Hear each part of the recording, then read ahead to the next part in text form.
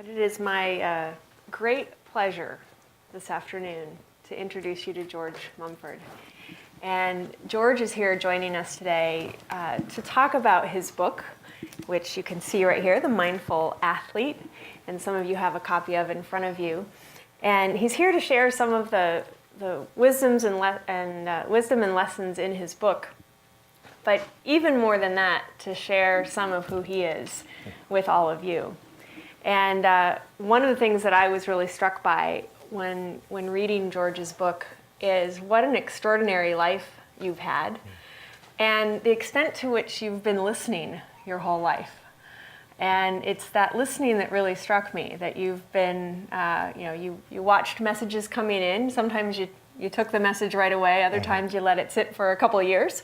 But when you were ready, you went after it. And you really paid attention to what was around you. Took from teachings from many, many people, and then found a calling around sharing those teachings and helping other people listen and learn for themselves. And your story is extraordinary. Your humility is just as extraordinary. And we're just so lucky to have you here today to share some of your thoughts with us and experience. Some of you will know George by reputation for the work that he's done with professional basketball stars. If you're a basketball player, you know all the names, Kobe Bryant, LeBron James, and so forth. If you aren't, doesn't matter, big basketball stars. But I think what's interesting about the work that you've done with professional athletes is that you have found people who happen to be at the top of their profession doing work that required them to be entirely present. And so they happen to be in athletics. I know you've done work with people in many other walks of life.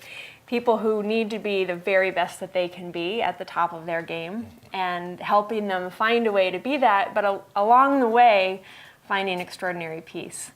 And so before I let George do some of the talking, I want to share, I want to read this to you because it's so special, something George just shared with me, which is his charter. And George's purpose for his life is to release the divine spark within every human being. And when I think about that in the context of the work that you're doing, it really is being there for people and finding the way to release that spark. And some of the values that shape his work are love, curiosity, truth, wisdom, selfless service, integrity, courage, and compassion. And what an extraordinary set of gifts to bring to the world around you. So I'm Karen May. I lead our people development team, and it is my deep pleasure to introduce George to you today. And tell us a little bit about yourself, your work, your calling, and your book. Okay, thank you.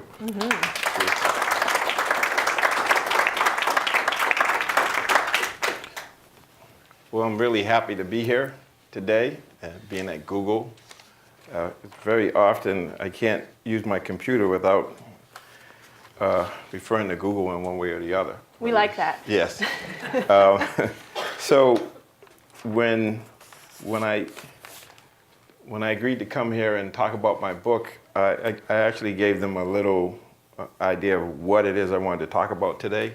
So this is a reminder to me as well, like the power of flow, the role of mindfulness in cultivating flow readiness. So this idea, the interesting thing about flow, how many people know what the flow is, a zone, or the zone? Okay, great. So a lot of people know that. And the interesting thing about flow or the zone is that if you try to get into flow, you won't. So it's one of these paradoxes. So I prefer to talk about the role of mindfulness in cultivating what I would call flow readiness. And so creating the conditions so flow will arise when it arises. And so being in flow, or being in the zone of flow, is enhanced by the regular practice of being mindful in all our activities in such a way that an emphasis is put on the continuity of mindfulness. This requires an expanded view of what mindfulness meditation is, in the sense that sitting practice or being still and knowing is just one aspect of the practice. It is possible for us to be mindful from the time we wake up until the time we fall asleep.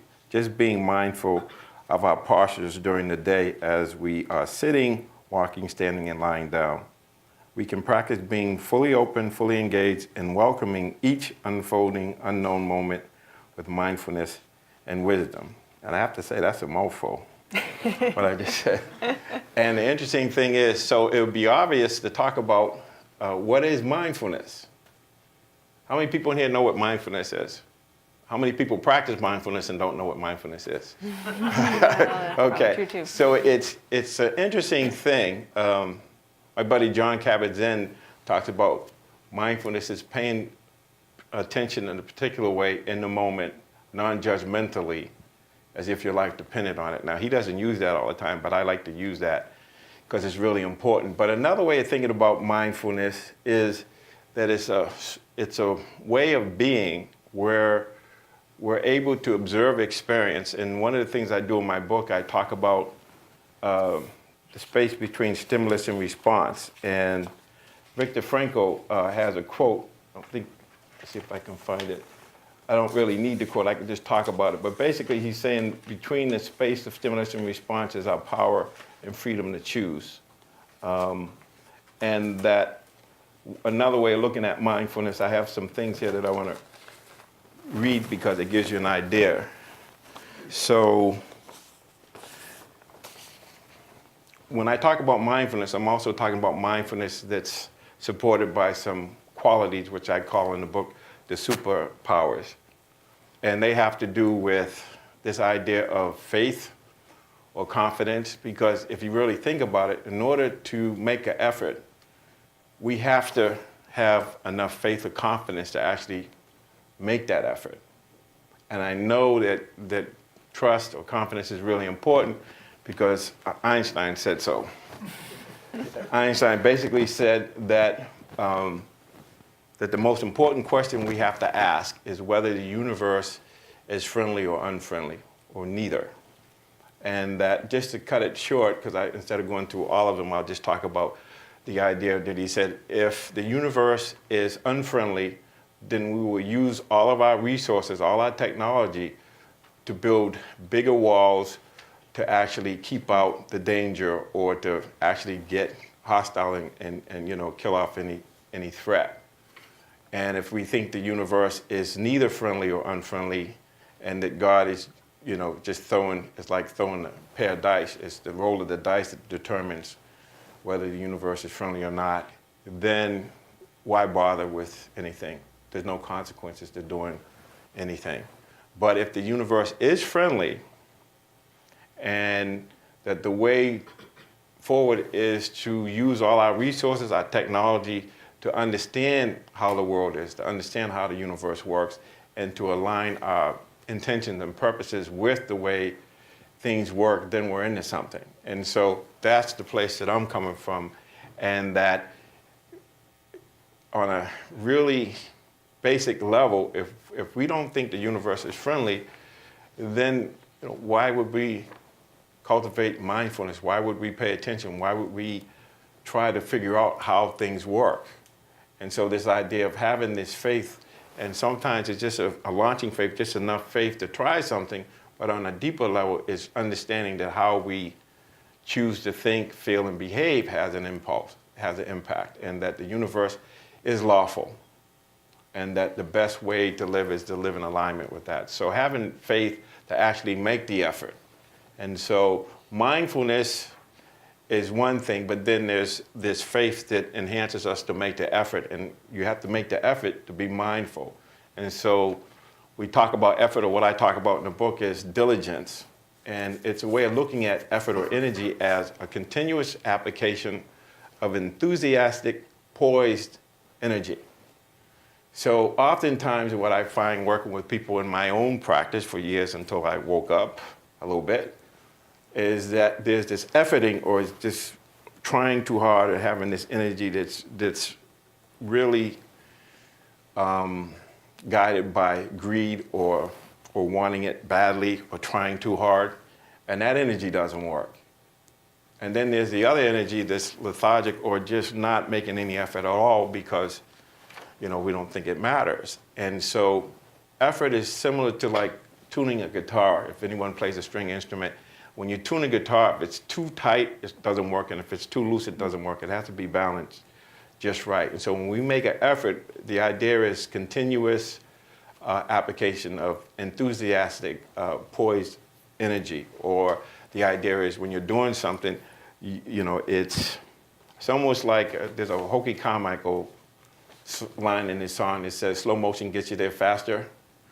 It's similar to that effort is just the application. No matter what, you just keep applying the effort. It doesn't matter what the results are. It's walk straight ahead no matter what. So the interesting thing about effort and the interesting thing about not making a wrong effort is that it has to be balanced by wisdom.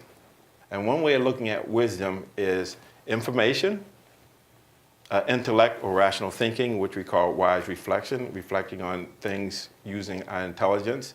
And the third way is what we call intuition or direct experience.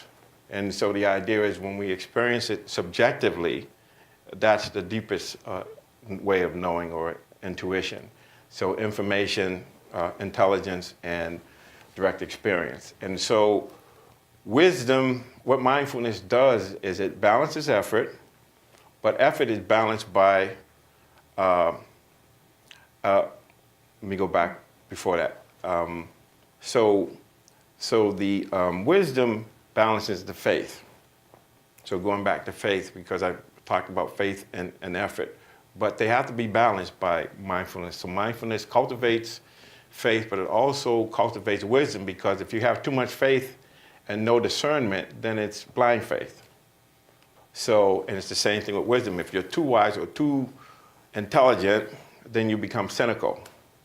And so the idea of mindfulness cultivates these things individually: effort, trust, wisdom. It cultivates those things, but then it also balances them. And so wisdom balances faith, and then concentration, or what I like to use, steadiness of mind, is what balances effort. When I talked about a poised effort, that's what steadiness of mind is. And in order to have steadiness of mind, we can't be focused on what we like and what we don't like. It has to be this idea of just allowing things to be as they are, that we're not moving towards something that's because it's pleasant, we're not moving away from something because it's unpleasant, we're just being still. And so steadiness of mind is really important. And so mindfulness the only way mindfulness works, or what I call the power of mindfulness, is when these other factors, like effort and steadiness of mind, of faith and wisdom, are working together and balancing each other. And so we can make the effort to be mindful. And so what is mindfulness? So when we allow each moment to unfold as it is, there has to be this ability to have mindfulness, which is supported by right effort and steadiness of mind and wisdom. It has to be working with wisdom. In other words, we have to have an idea, well, what are we doing? What are we being mindful for? And so Socrates said, wisdom begins in wonder. So there's this guy, his name is Eugene Fink. He says, wonder is the unwilled willingness to meet what is utterly strange and what is most familiar. It is the willingness to step back and let things speak to us, a passive receptivity to let the things of the world present themselves in their own terms. And so our normal way of observing experiences, data, something comes up, whether it's a thought or a sound or an image or a sensation, it comes up, and instead of just perceiving it as it is, there's a very short time in the perceptual process where we're seeing it as it is, we're letting it speak to us, but then immediately there's self-reference, there's associative thinking, there's abstract thinking, and so we end up embellishing the raw data with our views of things. And so what mindfulness does, and one of the things I talk about in the book a lot, is that what we want to do is we want to create space between stimulus and response so that we can actually allow the receptive phase of perception to be elongated or longer. And so these practices of mindfulness and concentration and right effort, these things help us to create space between stimulus and response So that, as Viktor Frankl said, in that space we can create, we can actually stop, slow down, and see what's happening, let things speak to us instead of embellishing them with what we think. Because a lot of the time, even you listening to me now, I guarantee you, one of the things we do is we listen to what is being offered and we compare it to what we already know. So that's interesting, but we haven't had an experience of everything, so we're not really present to what is and letting it speak to us. Well, why is that so? Because it takes a certain level of vulnerability to allow things to speak for themselves without us knowing what the answer is before, especially in this culture. We multitask, which is a myth. No such thing as multitasking. But we do it. We think we're doing it. The mind is just flitting from one thing to the other, but ultimately the mind can only be with one thing at a time. And a part of this cultivation of mindfulness or being flow ready is the idea of allowing things to speak to us, and then in that speaking and in that space, we're able to discern and make proper choices. And part of that process is to make mistakes because we don't know what we don't know. But by learning and being able to observe experience in a certain way, we're able to learn from our mistakes. And then when we go into it again, we get a little bit more information. We start stitching intelligence together. The way I like to frame it is like when you do a crossword puzzle, or not a crossword, a jigsaw puzzle. That when you do a jigsaw puzzle, you know, you put one piece, you try pieces, and you put them aside, and then you're going along, and you say, oh, I need a piece. I saw that piece. You go get the piece, and you put it together. And then as you keep building on it, each time you go around it, circular learning, each time you go through it, through trial and error, you get a full picture of what is there, and then you get another puzzle, and then you start over again. So this is how we learn. We don't just see things or know things ahead of time. A lot of it is just blue-collar trial and error, and then the mindfulness helps us remember what's happening so that we can actually learn. So it's all about, it's a commitment to learning for learning's sake, and doing things for the sake of the thing. Because when we do it for a gaining idea, then we get greed, and then the wrong effort is applied because we're trying too hard, or we're trying with an ulterior, with a motive that is coloring what's happening. Does that make any sense what I'm saying? And so this idea of mindfulness and being in flow, being flow ready, is just learning and being in the moment and let each moment unfold. And what happens is we start to get into the way things are and we're flowing with it. Then next thing you know, we're actually seeing how things are evolving before they evolve, because we develop this sixth sense. But I also talk about this idea of observing from the eye of the hurricane. Because by observing from the eye of the hurricane, there's this, in the eye of the hurricane, there's blue skies, there's all this turmoil that's going around, but when we can be in the middle, we can observe things without reacting to them. So mindfulness is supported by these things, and one way of looking at mindfulness, or what mindfulness might look like, or the flavor of mindfulness, would be this idea of not forgetting. So everything, we can only live in the moment. So everything that's happening in this moment is all there is. And so our ability to not forget what we're doing. So it's like even being here. Well, why am I here? I'm here to listen, to learn. So got to remember that. And when do you do that? In the moment. So we got to remember the moment, remember what our intention, what it is we're doing. And so that's one part of it. And that's where the steadiness of mind comes in, when we're not forgetting. And then there's presence of mind. Well, what's presence of mind? Mind being in the here and now. It's like mirror mind. It's just, the mirror just reflects what's in front of it. And so that's where this ability to be still and know, or just see how, by being in this eye of the hurricane with this relaxed receptivity, there can be some enthusiasm, or I won't say a joy of learning, or loving to learn, or learning for learning's sake, so that we're sitting there and saying, well, what is this? We have this curiosity, we have this interest, we want to investigate, we want to see things, so that we're letting things speak to us in their own language, in their own time. Because a lot of us have time pressure, so we need this to move along. We can't wait for it to unfold, but that's the only way we're going to know, is to have that ability to wait and let it speak to us. So an example I love to use is when we're in conversation with each other all the time. And so what is it like when we're talking to somebody and they're not there? They're trying to formulate the answer before they even hear the question. I think we're all guilty of that on some level. So this, in that case, is like just being there and saying, okay, I wish you would hurry up. I got things to do, but just realizing that that's not being present. That mindfulness just sits there and just listens and let the whole thing be communicated or speak for itself. And then there's this ability to ascertain or to come from that space where we can have some wisdom and say, okay, I heard what is being said, and then trusting that if we listen and we're present, and we're being still and knowing, there's a wisdom that's there. There's an ability to be there. So not forgetting, the present moment and what it is we're doing. So the steadiness of mind, presence of mind, being in the moment, mirror mind, just letting things speak for themselves. And then there's this idea of remembering. Remembering what? Remembering what is skillful, what is helpful, what is not.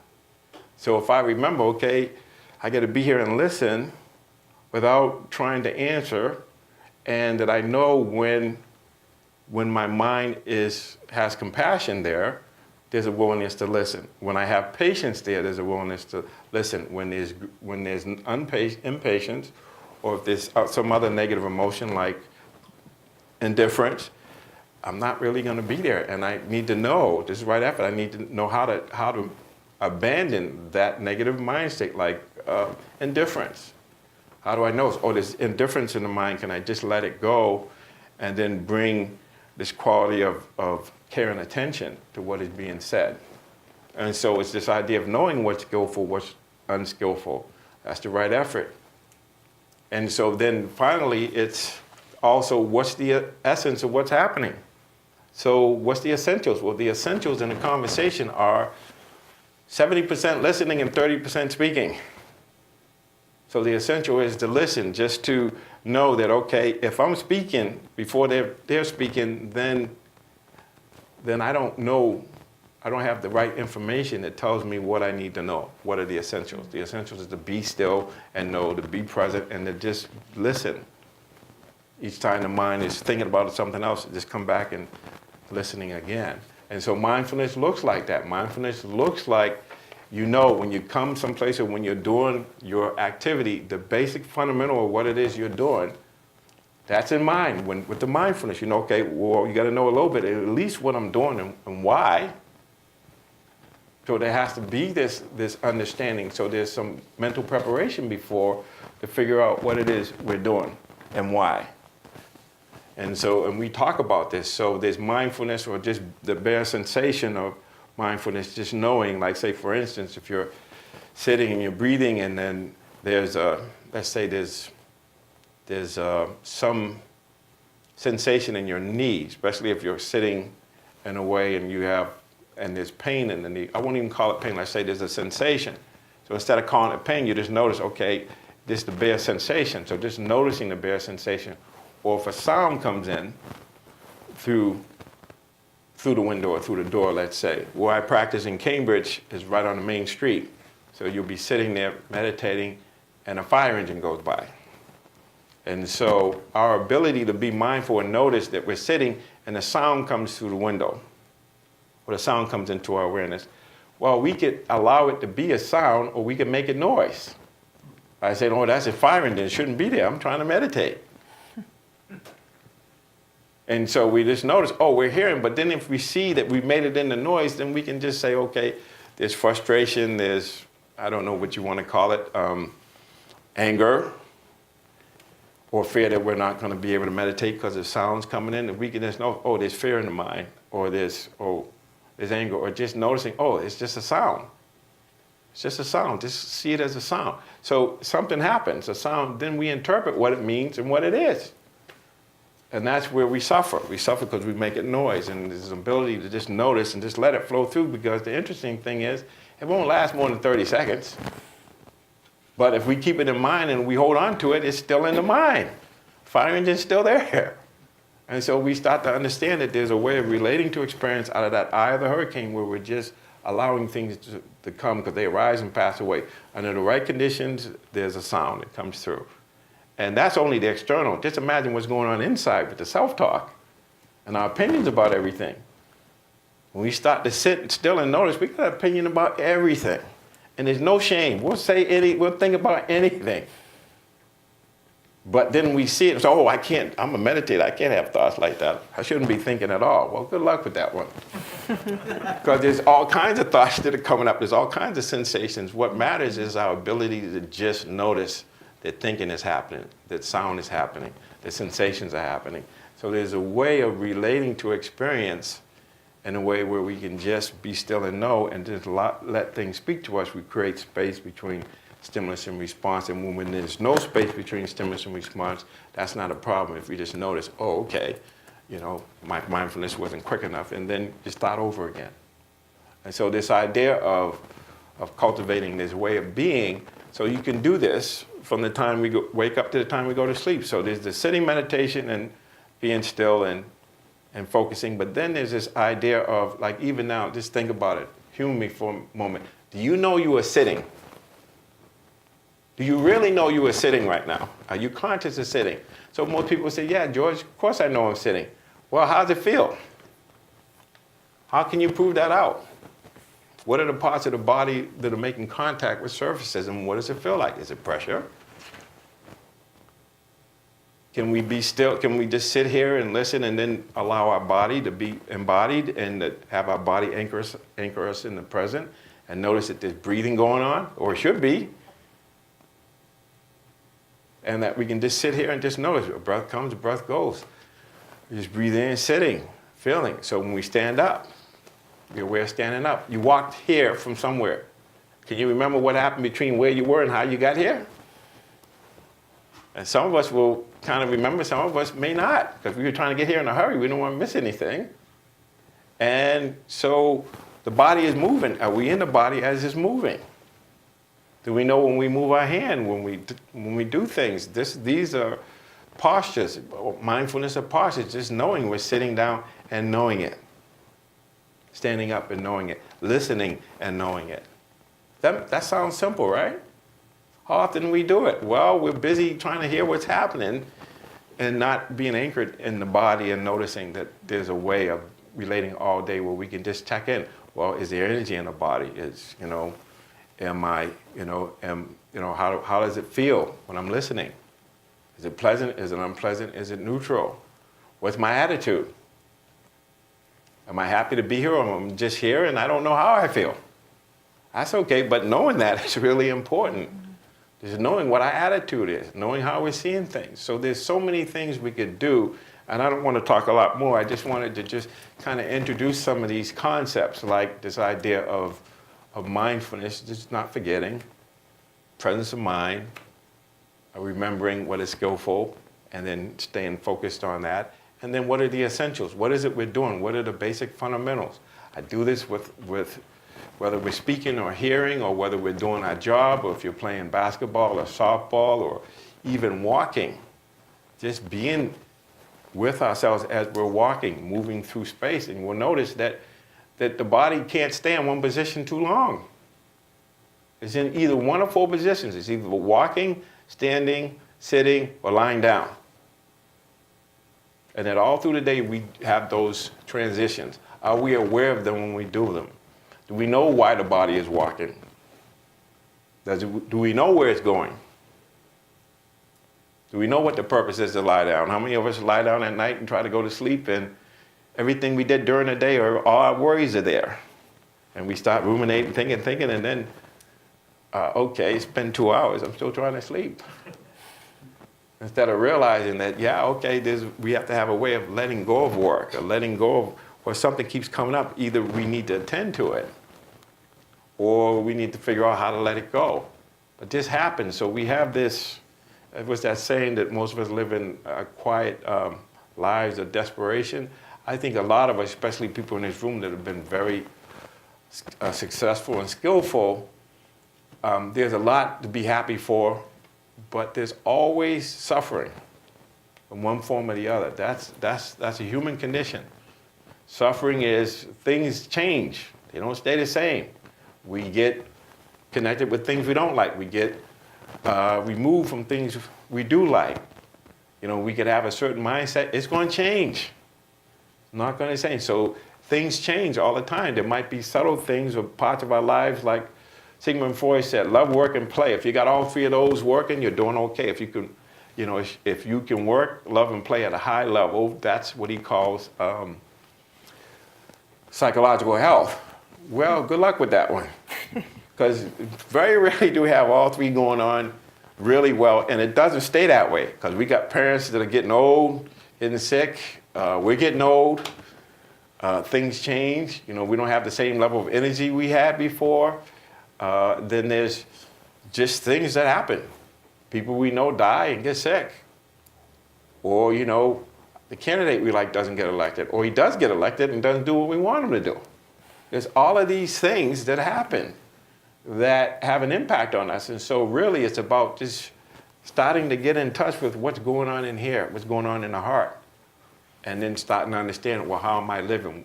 Who do I want to be? Because I like to say, if you don't know who you are, you could be anybody.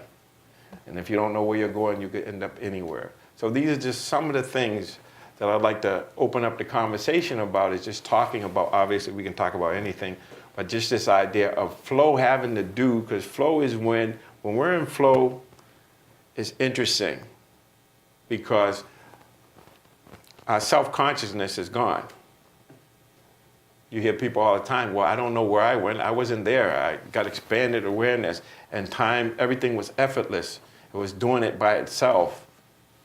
Time flies. I don't know where the time went. The sense of time was altered. But the interesting thing is, to be in flow, we have to have be in a high state of arousal, which means that our challenges and our skill level has to be high.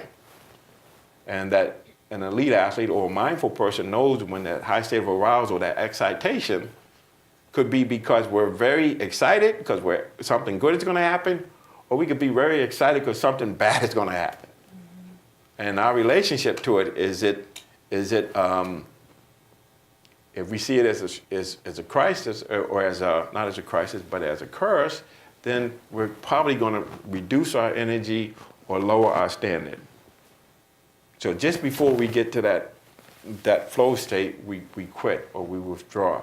But if we see it as an indication that we're really close to getting where we want to go, and we see it as a challenge, then we bring more energy, more focus into it. We persevere, we consistently continue to make the effort, then we get into flow.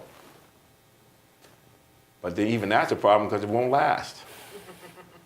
But while we're in it, we can be in it, and then when we get out of it, we say, oh, that was great, I'd like to do that again, because all of a sudden I disappeared. Where did I go? What happened to time? You mean it was 2 hours? It didn't feel like that. And so this is the excitement, the mystery of life, is that we can get into things, and we can just take it one moment at a time and just really manage the moment, that we might find ourselves getting into the stream or the flow of a river. We end up getting into the current of it, and we flow with it, and it's taking us where we want to go without any effort. But if we try to do it consciously, it's a problem. But if we just do these things as a byproduct of paying attention, a byproduct of understanding how to be mindful moment to moment, because the secret is continuity of mindfulness, not being mindful for 2-3 hours while we're sitting or doing what we love to do and we really focus on it. It's being present for our life more and more, bringing more and more of that continuity. And sometimes just knowing that there's a body, just to continue mindfulness is fine. You don't have to have a whole lot of, it can be a rough, just, okay, my body, I feel it, there's a body there, it's moving, it's sitting. It doesn't have to be where there's a body and it's doing such and such. Just to the extent that we know we have a body can be enough. Okay, yes. Hi, George. Thank you so much. As you're talking, I'm just getting more and more excited about asking my questions. And I have quite a few, and so I'm just going to ask one, and then I'll go from there. But as you're talking about flow and body, and I see that I haven't read your book, but I know who you are. I mean, I read a little bit about you, so I know you worked with Phil Jackson and the Bulls, and that was a time where I used to watch basketball all the time. So the fact that you're talking about this and you worked with them and they won so many championships, I would love for you to describe how you worked with them as a team and as individuals, and how they, when you're saying like you get into the flow and then you accomplish your goal and then you lose it, how did they get into a position where just about every time they went out on the court, they were in the flow for so long? Yes, well, it's interesting because somebody asked me recently, because I'm working with the New York Knicks, and of course they had an interesting season last year. And people said, George, it must be really hard you working with them, you know, they're not this and that. And I said, no, my job is the same no matter what. It's just to help them to be more present and help them to try to manage the moment in a skillful way. So when I was working with the Bulls and having Michael there, it was very interesting because there was a commitment to excellence, and they were always raising their challenges. And so you can even, if you were to listen to Michael, you hear him say, okay, he won 3 championships before I even got there. Then they won in 96. And then in 98, you can hear him saying, 97, you can hear him say, well, let's win one for Coach Ham, because we had a new coach. So he would always find a reason or another worthy cause of what to commit to so that we could continue to be motivated and keep pushing ourselves out of our comfort zone. So the way you do that, whether you're in last place or first place, is wherever you are today is not where you want to be tomorrow. So there's this constant getting comfortable with being uncomfortable, pushing out of our comfort zone so that you're in a high state of arousal. So a lot of us, I tend to say that we spend most of our time in boredom or anxiety. So we're bored when we have high skills but low challenges. So we're chilling, we're in that relax, we're content. And then there's others who have low skills and high challenges, and they're anxious, you know, and so the idea is, the middle way is when you're anxious because the challenges are too high, then you got to get busy in improving your skills, knowledge, and experience. So then you're always moving. So there's no standing still. You're always trying to be a little bit better today than you were yesterday. And the important thing is, working with them, is to talk to them about competing against their previous best self, not the other team. Because on a given night, you might play a team that's better or worse. And you might beat them or win, but you haven't really gotten better that night.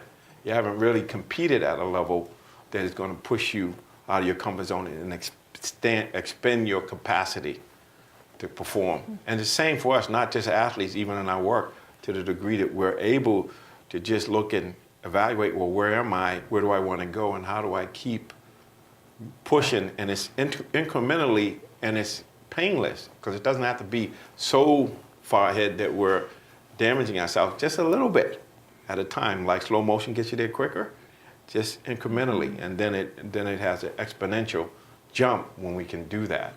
So that was the idea, is having people who are willing and committed to excellence and willing to say, okay, let's keep raising our challenges and let's keep getting better each day. Let's put in the work.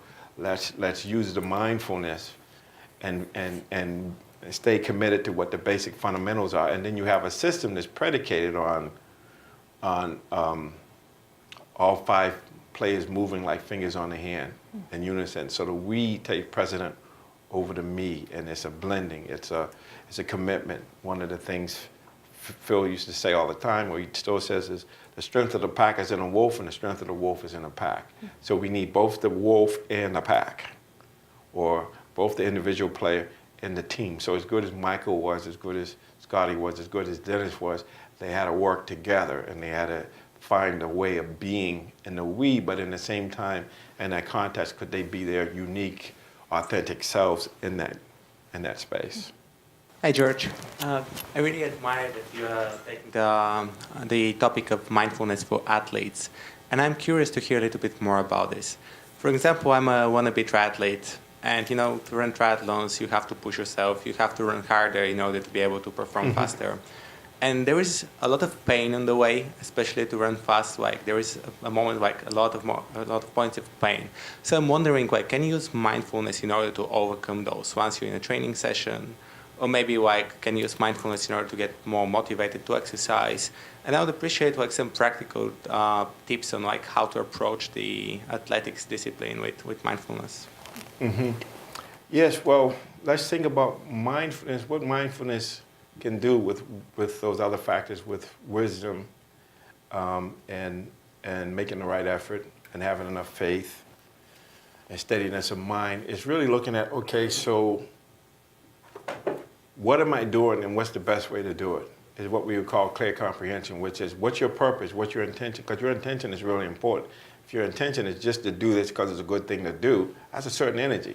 If your intention is to do this because you want to see, you know, you love competing and you love this context of swimming, riding a bike, and running. And so then you have to investigate, explore, well, who's the best at doing this? Who's the best swimmer in a triathlete? Who's the best runner? Who's the best cyclist? And then you try to learn and try to understand what are the basic techniques for each one of those things. And then your own personal evaluation or inventory of yourself. What do I do well? What do I not do well? So let's say if you're really good, what are you really good at? What's your best? The running. The running, okay. So then the idea is you want to sustain the running, but if you're really weak at swimming and really weak at cycling, then maybe your strategy needs to be, this is what we call strategic planning or forethought. You know, it has to do with motivation, but also your strategy, your technique, your tactics that you're going to use. And so when we set goals, the goals can be a combination of outcome and technique. So you have to work on the technique that will help you get faster times and help you develop a place where it's effortless. But if you try to do all three of those things with equal attention and care, that might not be the best use of your time. It may be that whatever you do really well, you sustain that, and then maybe one of the other two, instead of trying to do both of those, you just focus on one and get that one up to speed or get that one faster. And then just realize, okay, that one I'm not so good in, so my time's not going to be good, but I'm going to focus on what I can control and what I can get better at. Because what you don't want to do sometimes is do something you're really not good at and spend all your time just to be mediocre, rather than realizing just do it to a certain level to the best you can, but then focus on the areas where you can gain time or you can reduce time. You get what I'm saying? And so it's more like that. So there has to be some wisdom, some understanding on what's the best way for me to improve my performance. And whatever, and instead of trying to do it all at once, you start selectively selecting what things you want to bring more deliberate practice to and really focus on getting better at, so that even though you have more time in one of those three components, the other two can carry that one. So it's like they have a thing they call Pareto Analysis. I used to work in the corporate world as a financial analyst. And the Pareto Analysis says that if you have 5 things, instead of working on all 5, if you take 2 of them, or you take one of them, that one thing, that 20% will give you 80% of the benefit. So you start to deliberately understand, well, which one is going to enhance my improvement, my performance the most, then you focus on that. Make sense? Oh, yeah, it does. Okay, and obviously, not that I'm trying to sell it, but my book is a good start for this stuff. Actually, because you start looking at, because the 5 spiritual powers, you have to have energy to do whatever you're going to do, and these balancing of those powers actually helps you have access to energy and power to do things, especially the space between stimulus and response. Because when you start paying attention, you'll start to know. Because when I used to run before my legs gave out, and I used to get a stitch running. And then when I became mindful, I just, instead of calling it a stitch, I could just be with it, allow it to be there. And I was able to run longer and just allow it to be a sensation, just allow it to be there and just continue to. Because the more you try not to have it, the more you have it. You get what I'm saying? So the mindfulness can be really helpful because the body has intelligence if we can just listen to what it's telling us. So sometimes when it tells us to rest, we have to get recovery. Sometimes it tells us we can push it a little bit more. But you got to listen, and you got to know your body and what you need to do. So you mentioned something about knowing who you are and where you are, what you want to do. So do you believe like everyone needs a life purpose and also a life mission to achieve? Do you think that's the whole point of being present, being mindful? Yeah, is the purpose just to be who you are? Maybe I'll answer it this way. One way I look at this is that we all have a masterpiece inside, and we all have a uniqueness that is special, and that if we can cultivate that, embrace it, develop it, and share it with others, that would be really, really helpful. But I do know this, if we don't know who we are, we will end up being anybody. And if we don't know where we're going, we'll end up going anywhere. So the idea is that we have the ability to decide what our core values are or how we want to live. And even if we don't know who we are, if we just live according to core values, like just being more loving, more compassionate, being present for yourself and others, that you start to glean. And then when you listen, there'll be something inside of you that starts speaking to you from your heart, telling you, okay, I like to do this. Like Joseph Campbell said, follow your bliss. Where's your bliss? But the problem with that sometimes, or the difficulty is that sometimes is, if we really look at where we are and who we want to be, we might not be in the place we're at, and we may not be with the people we're with. So there's a loss there, or there's a having to let go, which can be painful. But it's my experience myself. I had to be in throes of substance abuse before I got to a point where I said, okay, this is not working. Well, maybe I ought to look and see who I'm supposed to be and just connect with that, follow my bliss, and just be the best George I can based on an inside-out approach, not what somebody thinks I should be or what society says I should be, but really looking inside and then following my bliss or following the thing that wants me, that draws me to it. It's heartfelt.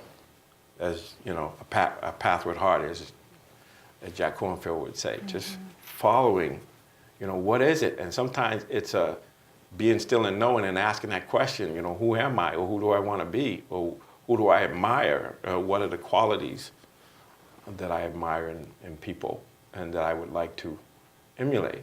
So I'm experiencing, I think, what might be a paradox, but I'm struggling with it. I'd love to hear how you communicate, maybe specifically to athletes, for an analogy. I find that the more I cultivate a mindfulness and meditation practice in my own life, the better I'm getting with productivity, focus, compassion. So it's becoming harder and harder for me during those practices to be still and present and really in the moment, because I realize the benefit from them. So I find myself wanting to cultivate those practices for this outcome that I'm wedded to, and which is, it's paradoxical, because I want to be in this moment and this moment, not thinking about what's to come. Mm-hmm. But the more I do it, the more I get better at these things. And so it's making it harder to be in the moment. Does this make any sense? Yeah, so what you're saying is you can't be in the moment and think about the future at the same time? Something like that, yeah. Yeah, but who said you had to be in the moment all the time and never think about the future? That's a good one, huh? Yeah. See, because the fact is, what I think is helpful is forming the intention or saying, there's a mountaintop, and I want to go there. So every once in a while, I look at the mountaintop, but the main thing is to be on the journey and be present to the journey, because the journey could have twists and turns, or we could get off track, but the mindfulness will bring us back on track. And so this either or saying I got to totally always be present and not think about the future or not have an idea of where I want to go, that is a way of looking at it. That's not the only way to look at it. I think that it's important that you have goals. It's important that you are striving. But after you set the intention, form the intention, and set the goal, then you got to focus on the here and now and the incremental steps to get you there.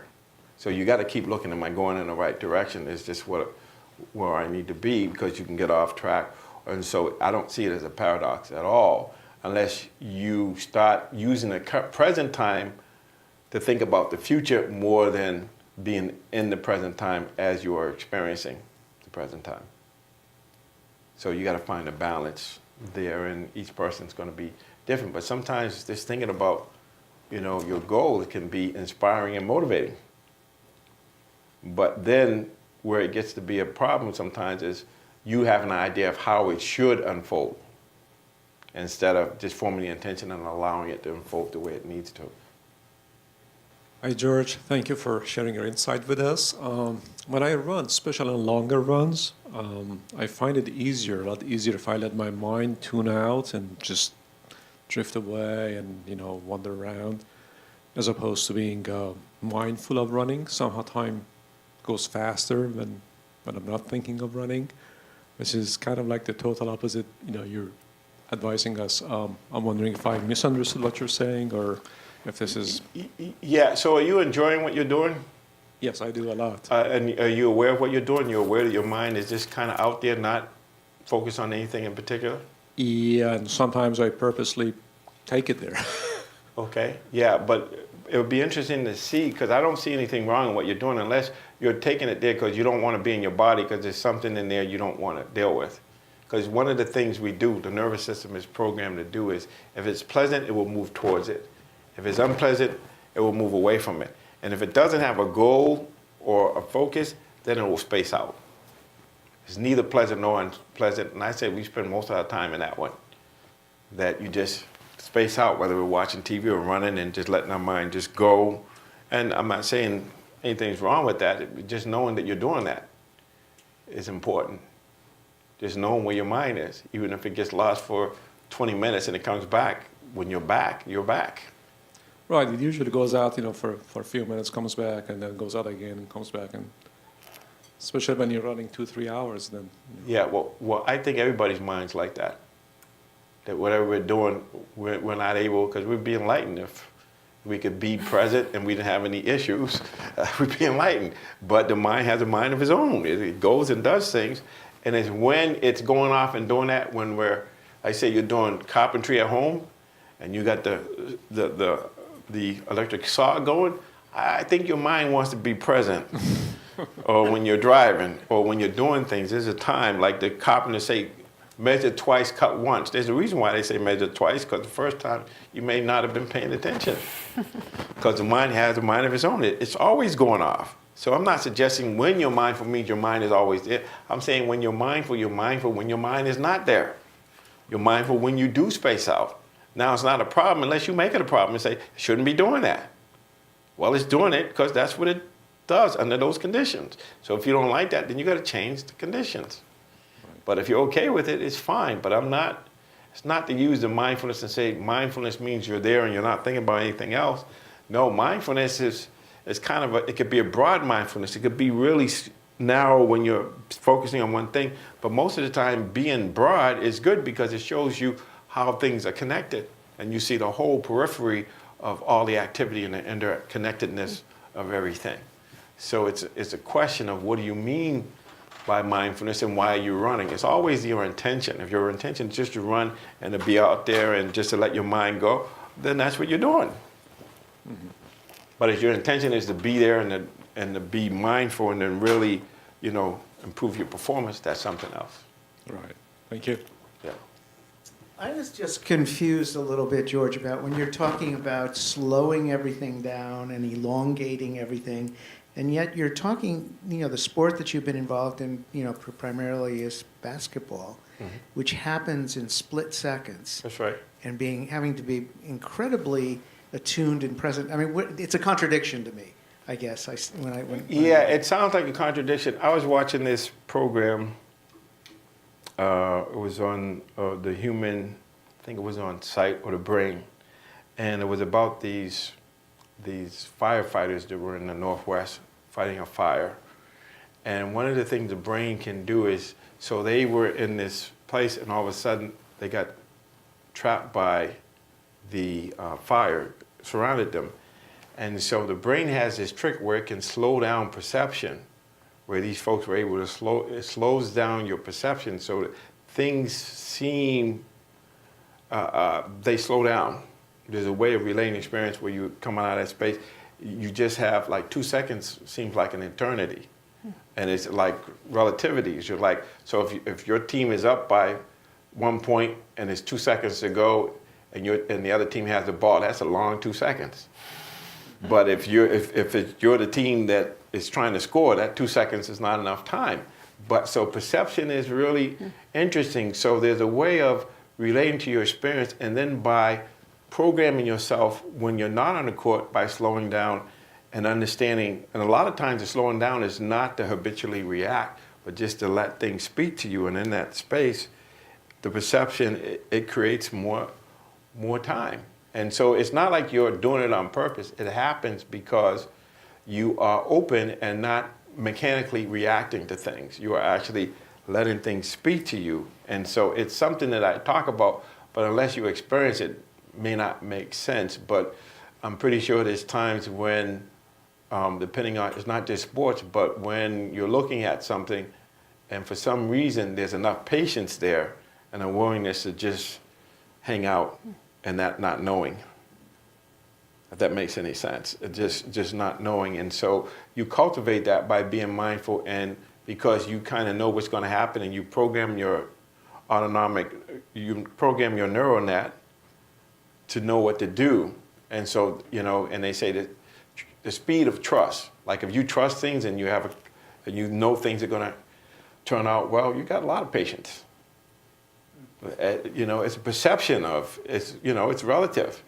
So there's the idea that, you know, we have the same perception and everything's the same speed, but the body and the mind, when you say, okay, save me, the intention is save you, the unconscious has a way of slowing perception down so that we have time to do what we have to do. And these guys, you know, it was just a instinct, a survival instinct. These firefighters were able to save their lives because they were able to slow down time and they get to where they need to get and to dig and then to put the things over themselves so that they can do that. And a lot of times you see it, it's just, in a book I talk about when I was a substance abuser, you know, using heroin. And one time I was, giving myself an injection and the needle broke and it started moving in my vein. And I slowed down time, I tied up my arm and I was able to go to the emergency room and they were able to catch it, because if that had gone to my heart, I would have died. So it slowed down time and I was not in my right mind, but my brain knew what to do. So it's not just because mindfulness allows us to do that. There's a life instinct. There's a way that the nervous system, when we get out of the way, it knows what to do. And so I cited this situation. So yeah, it's not a paradox that you're moving really fast, but because you're coming from the eye of the hurricane, my Tai Chi teacher said there's movement and stillness and movement. So you can be quick and not be in a hurry. And that's what John Wooden, that was his famous saying, the Hall of Fame coach for UCLA. He said, be quick, but don't be in a hurry. And so there's a way of relaying the experience where there's just time. Just like people would tell you when they're in the zone, that basket is huge, or that goal is huge, and you can't describe it. So it being huge, there's something about it. You know, and some people, Pele, he had this thing he would do where he would move his body one way and the goalie starts moving this way, and then he would, boom, he would do this thing. They have a name for it.